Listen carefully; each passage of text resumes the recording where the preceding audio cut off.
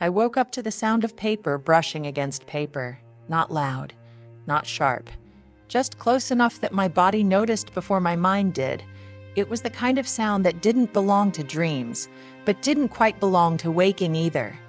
A dry whisper, like leaves being turned somewhere behind a closed door, like something being handled carefully, quietly, so no one would think to look. For a moment, I thought I was still dreaming. The hospital had given me so many half-dreams already, thin, drifting ones where voices floated without faces, where time bent in strange directions, where pain came and went like a tide.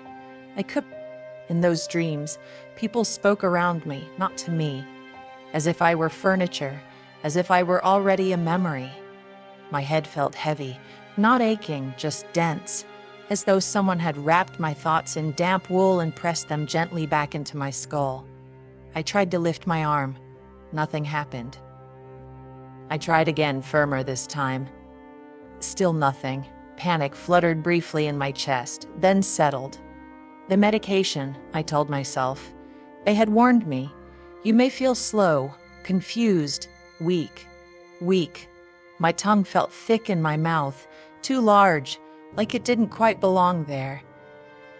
I swallowed, or tried to. Even that felt like effort. And then I heard her voice. She won't remember any of this. The words cut through the fog, sharper than the pain in my hip. I was 74 years old, lying in a hospital bed with a fractured hip and medication heavy in my veins. But I knew that voice.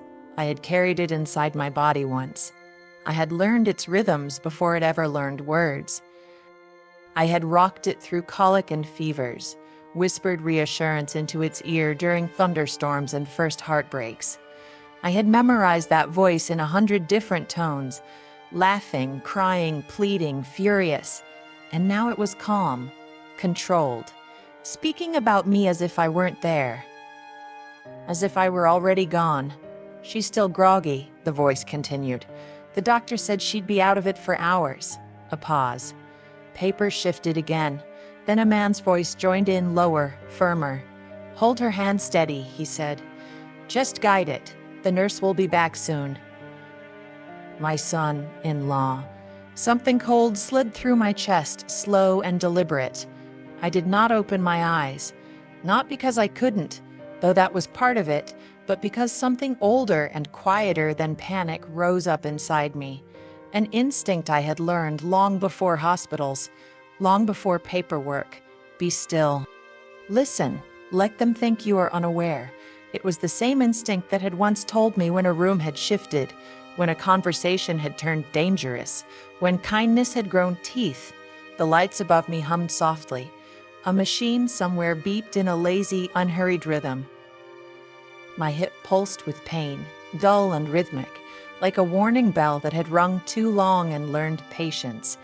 I remembered arriving at the hospital, the stretcher, the sharp smell of antiseptic, a young nurse with kind eyes and quick hands, holding a clipboard. Just a few forms, she'd said cheerfully. Standard procedure, I remembered signing then, or at least trying to, my hand shaky, my name crooked, the nurse smiling anyway. That had been different. That had been open. This, whatever this was, felt rushed. This is for her own good, my daughter said. Her voice tightened in that familiar way. The way she used when she wanted to sound loving while doing something she already knew was cruel. She can't manage things anymore. You've seen how forgetful she's become. Forgetful. I remembered every birthday she'd missed calling me. And the house. My son-in-law asked. The word hung between them. There was a pause long enough to mean something. Then she exhaled. It's better if we take care of that now, before things get complicated. My house. The word echoed through my chest, louder than the machines. That house wasn't just wood and walls. It was 2 years of mornings and evenings, of arguments and apologies, of grief that had soaked into the floorboards after my husband died in the living room chair he refused to replace. That house still smelled faintly of him when it rained. I tried to swallow. My throat barely responded. Panic rose again. Panic rose again. But my body betrayed me. My hand felt warm. Someone was holding it. Not gently, firmly. I felt pressure as my fingers were wrapped around something narrow and hard. A pen. I couldn't feel the tip clearly, but I felt the movement. Left, down, a pause, then again. My arm moved, guided by someone else's will. My signature forming slowly, clumsily, close enough. Mine, or close enough to pass. Tears burned behind my closed eyes, but I forced them back. I refused to give myself away with something as small as salt water. Footsteps, chairs scraped softly against the floor. The pressure on my hand vanished. A door opened. "Well, hello there," the nurse's voice chimed, bright and unburdened. "Looks like you're waking up." Hands moved away from me like they had never been there at all. When she leaned over me, adjusting the IV, she smiled like nothing unusual had happened. Like this was just another quiet hospital morning. Like no one had just stolen something from me while my eyes were closed. "You did great," she said gently. "Take your time. No rush." I didn't feel great. I felt hollow, as though something important had been removed from the room, leaving behind only the outline where it used to be. My daughter stepped closer. I smelled her perfume before I heard her voice. Sweet, sharp, familiar. The same one she had worn since her 30s. The same one she wore when she wanted to feel powerful. "Mom," she said lightly, "you're doing so well." I forced my eyes open. Her face hovered above me, carefully composed. Familiar, yes, but distant in a way I had never seen before. She smiled, but her jaw was tight. Her eyes watched mine too closely. She wasn't expecting me to be present yet. "We handled some paperwork earlier," she continued smoothly, "just to make things easier while you recover." Easier for whom, she didn't say. I tried to speak. My mouth opened. Only a dry rasp came out. She patted my hand quickly, like a gesture she had practiced. "Don't strain yourself. You already signed everything this morning. You probably don't remember. Signed everything." My son-in-law cleared his throat and glanced at his watch. "We should go. The lawyer needs these today." Lawyer. That word followed them out of the room. It stayed with me after their footsteps faded down the hall. And after the door clicked shut behind them, soft, final, like the end of a conversation I was never meant to be part of, the nurse adjusted my pillow and lowered the bed rail. "The medication can make people fuzzy," she said kindly. "You'll feel clearer later. Fuzzy. Fuzzy enough to sign name away." I closed my eyes again, not from sleep, but from understanding. Whatever they had done it while I wasn't fully awake. While I was quiet. While I was useful. They believed that silence would last. But beneath the fog, beneath the pain, beneath the betrayal, settling slowly into my bones. Something steady, something patient. I had survived childbirth, widowhood, years of being underestimated. They thought they had caught me weak. They were wrong. And as the machine beside me beeped steadily, counting, watching, waiting, I made myself a promise. This wasn't the end of my story. It was the moment they would regret underestimating the woman who taught them how to speak in the first place. By afternoon, the medication loosened its grip. Not all at once. Clarity doesn't arrive politely. It doesn't knock and wait to be invited in. It creeps forward when you aren't ready for it, bringing questions you didn't know how to ask, and answers you wish you didn't already suspect. The light on the hospital wall had shifted. It stretched in thin, pale lines across the paint, marking time the way shadows do when clocks feel too loud. Somewhere outside, the day was moving on. People were buying groceries, complaining about traffic, living inside bodies that obeyed them. I lay still. Not because I was weak, but because animals don't thrash when they finally understand they've been cornered. They watch, They listen. They wait. My body hurt. The ache in my hip was deep and insistent, like a reminder tapping from the inside. But my mind was awake now.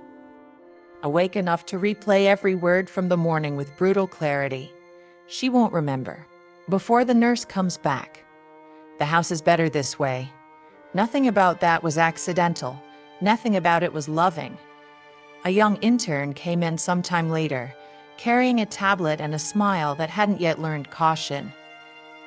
He had the kind of optimism that only exists before people learn how families behave when illness creates opportunity. "How's the pain today, Mrs. Harper?" he asked gently.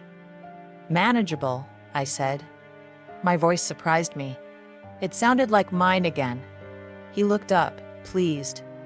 "That's good to hear." "I'd like copies of everything I signed when I was admitted," I continued. "All forms, all consents." He blinked once, then nodded. "Of course.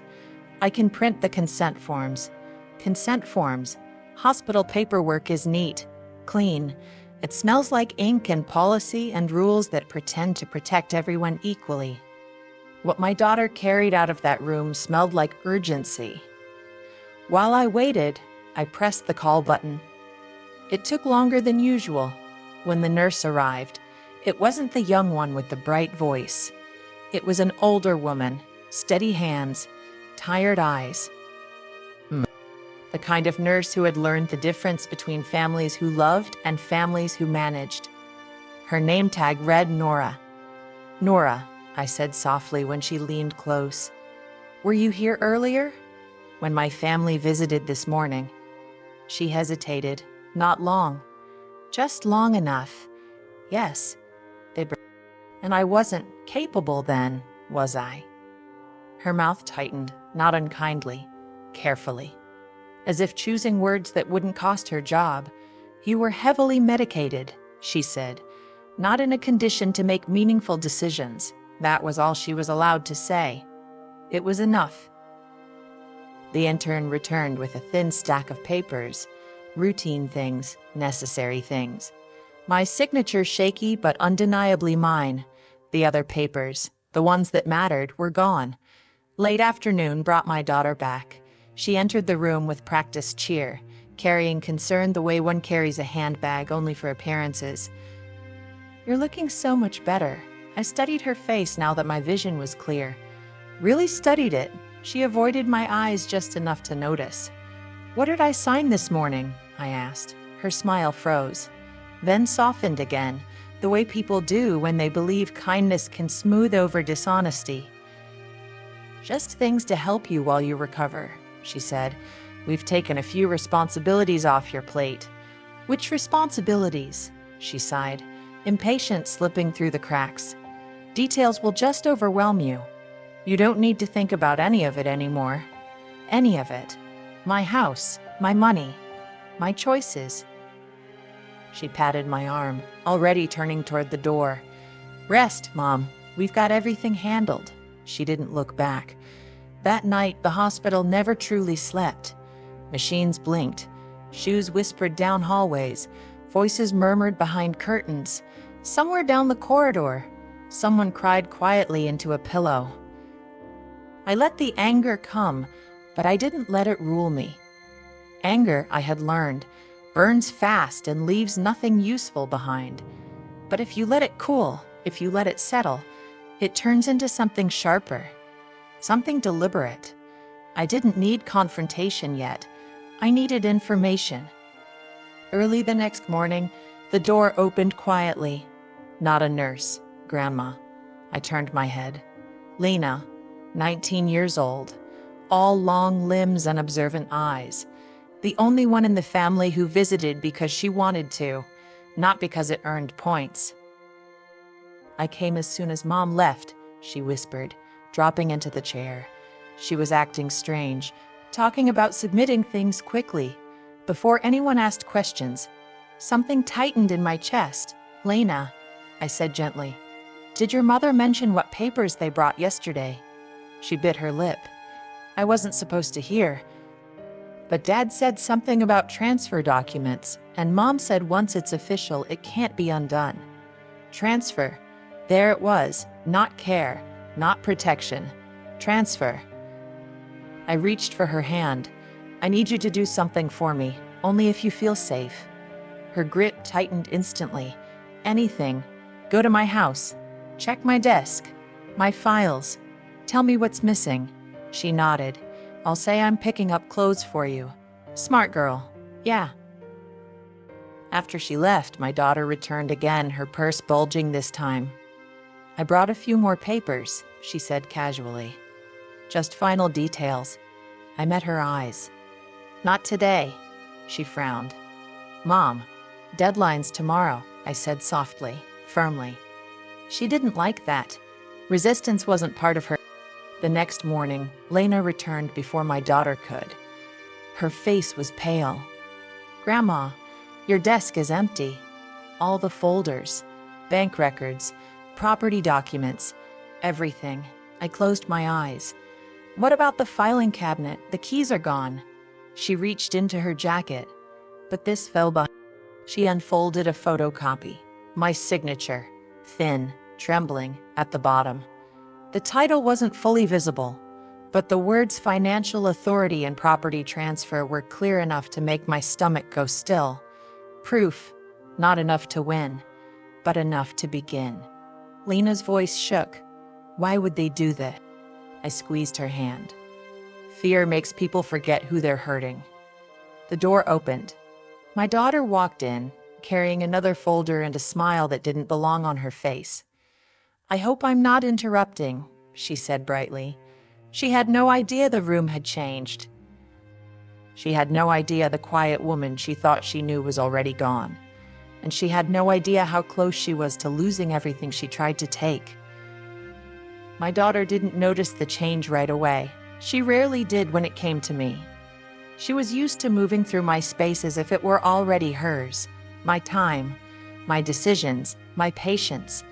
She had learned early that if she spoke with enough confidence, I would make room for her certainty. She set her purse down beside the chair with the ease of someone who believed the outcome had already been decided. The folder in her hands was thicker than the others. Non-hospital paperwork, real documents, the kind printed on heavier paper, the kind that reshaped lives quietly, efficiently, without raised voices or public scenes. These are the last ones, she said, flipping the folder open. Just authorizations. Will be done in minutes. I watched her hands as she spoke. Steady, practiced. Hands that had once been small enough to wrap around my finger, now confident enough to rearrange my future. I looked at the folder. Then I looked at her. No, the word came out clean. Unapologetic. It surprised us both. She blinked, genuinely confused, as though I had spoken in another language. A nervous laugh escaped her lips, short, automatic. No, she repeated. Mom, I don't think you understand. I understand enough, I said. I'm not signing anything today. The room went very still, not tense, not loud, just aware. My son, in. Law shifted his weight, the way men do when they sense control slipping and don't yet know how to grab it back. Mary, he said carefully, this is necessary for your discharge. It has nothing to do with the hospital, I replied calmly. The lie hung there, exposed. My daughter's smile tightened. She stepped closer, lowering her voice, the tone she used when she wanted authority to sound like concern. You're tired, she said. You're emotional. We should finish this while your head is clear. I met her eyes. My head is clear, I said. That's why I'm saying no. For the first time, something shifted in her expression. Not anger.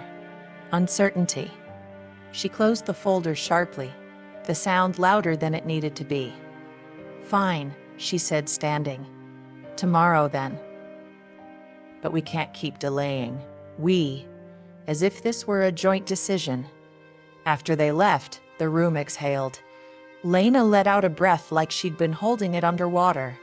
Grandma, she whispered, what are you going to do? I reached beneath the blanket and folded the photocopy carefully, smoothing the creases as if calming a restless child. I'm going to remember who I am. That afternoon, my phone buzzed against the tray table. A name I hadn't seen in years filled the screen.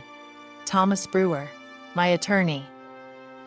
The man who had handled my will after my husband died. The man who knew exactly how much I valued independence and how hard I fought to keep it, I answered. Mary, he said. Your granddaughter called. She was thorough. A slow breath left my chest. I need to know, I said quietly. Can documents signed under heavy medication be challenged? Yes, he said without hesitation, especially when there's evidence. I have some. I'll be there tomorrow, he said. Do not sign anything else. That night I didn't sleep. I rested. There's a difference. The next morning, my daughter arrived with my son, in law, prepared, confident, and very wrong. Thomas was already seated beside my bed when they walked in. The look on her face, shock, then irritation, was almost satisfying. We're just trying to help, she said sharply. Then you chose the wrong method, Thomas replied calmly. He didn't raise his voice. He didn't need to. Any documents signed within the last 72 hours are now formally disputed, he continued, and all third-party access to Mrs. Harper's accounts has been restricted. My daughter's face drained of color. You can't do that, she whispered. I already did, I said. For a moment she looked at me differently, not as her mother, not as an obligation, but as an obstacle. This isn't over, she said tightly. Thomas closed his folder. It's begun. When they left, my body shook. Not with fear, with release. For the first time since I'd heard paper rolling above my hospital bed, I wasn't reacting. I was choosing, and somewhere deep inside, beneath the pain, beneath the betrayal, something settled into place. The quiet woman they thought they could move without consequence had finally stood up. And she wasn't sitting down again. They discharged me 3 days later. Not because my hip was healed, it wasn't, but because I insisted. I refused another night in a place where my daughter could walk in carrying folders and certainty, where my future could be rewritten while I slept. Hospitals are meant to heal bodies. Mine had become a holding room for theft. I know Thomas arranged everything. Medical notes documenting my mental clarity. Detailed records of every medication dosage. Signed attestations from staff who had seen me awake, aware, and deliberate. Even Nora, the nurse with the steady eyes, paused as she handed me my discharge papers. She didn't say anything. The small nod she gave me carried more support than words ever could. My son, in law, came to pick me up, not my daughter. That told me enough. He hummed along with the radio as if nothing had happened, fingers tapping the steering wheel in time with a song he wasn't really listening to. Every few seconds, his eyes flicked toward me, measuring, calculating, uncertain. You'll stay with us, he said casually, as if it were already decided. Just until you're steady again. I watched the city pass by through the window. Bare trees blurred into one another like witnesses who saw everything and interfered with nothing. No, I said. He laughed softly. Mary, you can't manage alone. I said, I'm going home. The air changed after that. He didn't argue. He didn't need to. When we turned onto my street, I knew something was wrong before the car even stopped. The curtains were drawn tight. A lamp glowed inside, too bright for the middle of the afternoon, and when we pulled into the driveway, my breath caught painfully in my chest. The lock was different, new, silver, unfamiliar. The old brass one, the one my husband installed with his own hands decades ago, was gone. Oh, my son, in-law said too quickly. Carol thought it would be safer. New deadbolt. He avoided my eyes. We'll get you a key once everything's sorted. Once everything's sorted. I opened the car doors slowly, leaning heavily on my cane. Each step toward the house felt like walking toward a stranger wearing my address. "Open the door," I said. Inside, the house smelled wrong. Not dirty, altered. Furniture polish I had never used. Someone else's idea of cleanliness layered over mine like a mask. Pictures were missing from the mantel. The one of my husband holding our daughter as a baby, the faded photo of our wedding day, my sewing basket, half-finished quilt still inside, was gone. A drawer in my desk hung open, empty. They hadn't just planned, they had already begun. "Carol just wanted to organize things," he muttered, standing in the doorway as if afraid to step fully inside. "Go home," I said. He hesitated, then left. The door closed behind him with a sound that echoed far longer than it should have.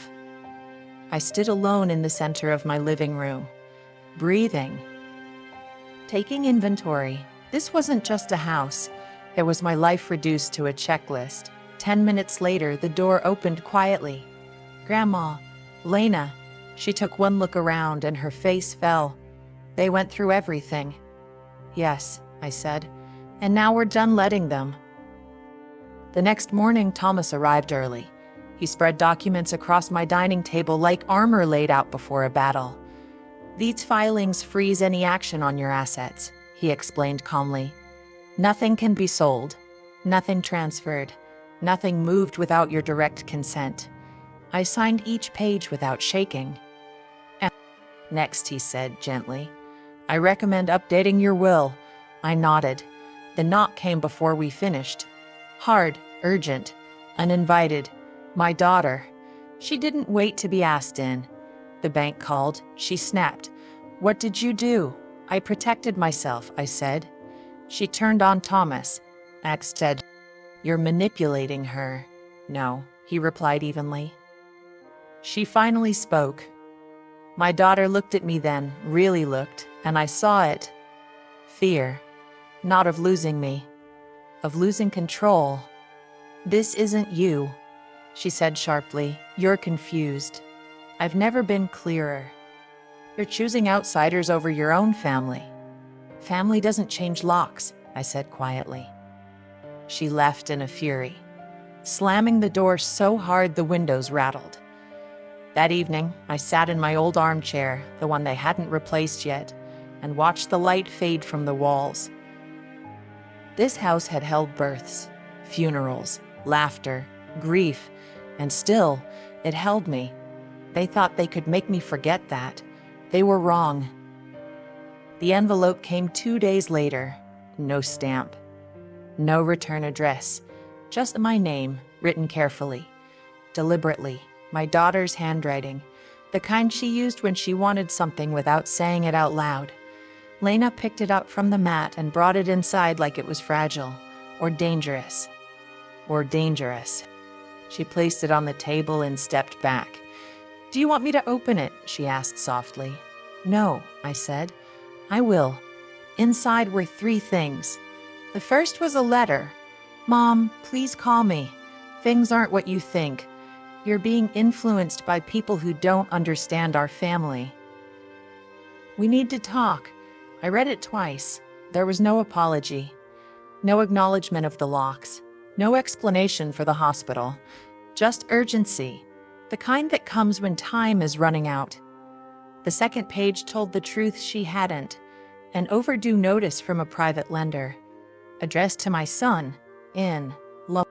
The numbers were clinical. Black ink, no emotion. And yet my stomach went hollow as I stared at them. It was more than debt. It was collapse, enough to break a family, enough to explain sudden concern, enough to explain why fear had moved faster than love. The third page was worse. A handwritten, messy, rushed, and there it was. My house, circled in red. Asset leverage. I folded the papers slowly, carefully, as though they might shatter if I rushed.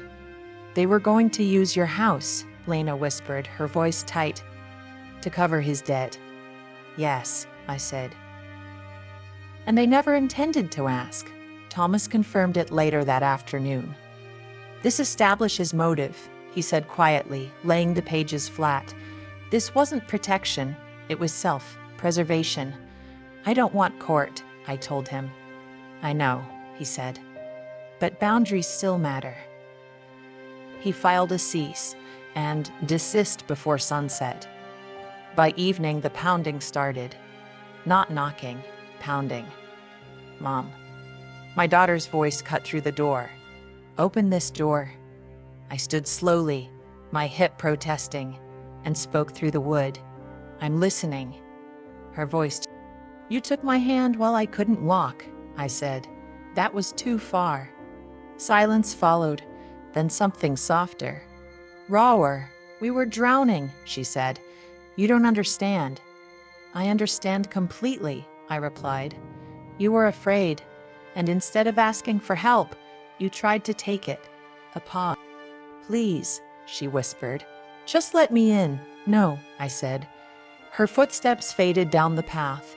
Later that night, I sat alone in the quiet, my hip aching, my heart strangely steady. They hadn't acted out of cruelty. They had acted out of fear. But fear doesn't excuse betrayal. It only explains it, and explanations don't erase consequences. The papers came back on a Thursday morning, not by post, not through a lawyer's office. By my daughter. Lena opened the door and stalked. She stood there alone, hair pulled back without care, jacket half zipped, like she'd walked out of the house without thinking it through. She clutched a stack of folders against her chest, arms tight, as if paper could protect her. "I brought everything back," she said quietly. I nodded toward the table. She placed them down one by one. My folders. Property deeds, bank statements, insurance policies. Even the torn pages from my old notebook, taped together unevenly, the way someone tries to fix damage instead of admitting it happened. The room went still. Then she spoke, her voice thin. We were under so much pressure. Gary's business collapsed faster than we expected. The lender was threatening court. We were about to leave, and you decided to save yourselves with my life. I said, my voice steady. Her eyes filled, not with regret, with the fear of being held accountable. "I thought you wouldn't notice," she whispered. Or, remember, that was the moment. Not the debt, not the panic. That sentence. And I remembered. She swallowed. What happens now? I studied her. Not the little girl I once carried on my hip, but the adult who had learned to protect herself by forgetting me. "We talk again," I said, "when you're ready to tell the truth without hiding behind reasons." She nodded once. Then she left. No fight, no tears, just the sound of the door closing on what she had broken. That afternoon, Thomas called. "It's done," he said. "Your authority is fully restored. No one can touch the house." I thanked him and hung up. The silence that followed wasn't triumphant. It was clean. That evening, Lena made tea. The house felt different, steadier, as though it had finally exhaled. "You stood up for yourself," she said gently. "No," I replied. I stopped making myself smaller. Outside, life continued. A dog barking down the street, a car passing, someone laughing somewhere I couldn't see. And for the first time since I heard papers sliding across my hospital bed, I slept without fear. The house settled after that. Not suddenly, not completely, but slowly, the way a body loosens after holding its breath for far too long. I moved through the rooms with my cane, not looking for anything, just touching what was mine, the edge of the dining table, the worn back of a chair, the window frame where my husband used to stand every evening, watching the street as if the world needed his attention to keep turning. Lena stayed nearby, not watching, not worrying, just there. One afternoon, as sunlight filled the sunroom, she asked softly, "Do you regret it?" Regret has a way of growing in places where words were swallowed too often. I regret waiting, I said at last. I regret staying quiet when my voice still mattered. She nodded, too young to carry that understanding, yet already holding it. Thomas came back to finalize the trust. "You'll keep full control," he said, sliding the documents toward me. "And what you leave behind will go only where it's honored." I signed without my hand shaking. Later, there was another knock. This time, it was my son, in law. Without certainty to hide behind, he looked smaller, older. "We were desperate," he said. "We thought we could fix everything before you realized." "And if I hadn't?" I asked gently. He had no answer. "Go home," I said. When the door closed, the silence felt different, earned. That evening, Lena rested her head against my shoulder. "I'm proud of you," she whispered. I smiled. At 74, I learned what no one teaches you early enough. Silence is not kindness. Endurance is not strength. Strength is choosing yourself, even when it makes others uncomfortable. I still love my daughter, but love no longer means surrender, and that difference saved my life. If Helen's story touched you, there are more waiting here. Stories of people finding themselves, choosing their own path, and learning to stay. Like, share, and subscribe, and tell us your thoughts in the comments. Your story matters too.